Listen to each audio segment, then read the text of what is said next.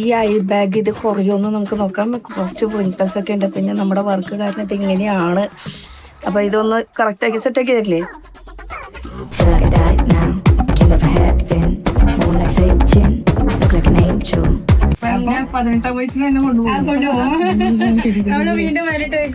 പ്രൊസീജിയറിന് എന്താ പേര് പറയണേ?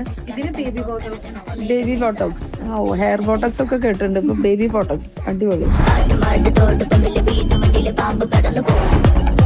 ഫേസ് ബോട്ടോക്സ് അവൈലബിൾ ആണ്. അതുപോലെ തന്നെ ഇപ്പൊ നമ്മൾ ചെയ്തിരിക്കുന്നത് ബേബി ബോട്ടോക്സ് എന്ന് വെച്ചാൽ നമ്മുടെ അണ്ടർ ഐ അതുപോലെ തന്നെ വ്രിങ്കിൾസ് ഇതൊക്കെ മാറാൻ വേണ്ടിയിട്ട്. ഇതിന്റെ റിസൾട്ട് ഓരോരുത്തർക്കും ഓരോ പോലെ ഡിഫറൻസ് ആണ്. അപ്പൊ 1 വീക്ക് കഴിഞ്ഞിട്ട് ഇതിന്റെ റിസൾട്ട് എങ്ങനെയുണ്ടെന്ന് നമുക്ക് അതും കൂടി നോക്കാം. ആ കണ്ണിങ്ങനെ റിങ്കിൾസ് വരുമ്പോഴത്തേക്കും ആൾക്കാർക്ക് ഓക്കെ ഷീസ് ഇൻ 40s അല്ലെങ്കിൽ ഷീസ് ഇൻ 50s പെട്ടെന്ന് ഐഡന്റിഫൈ ചെയ്യാൻ പറ്റും.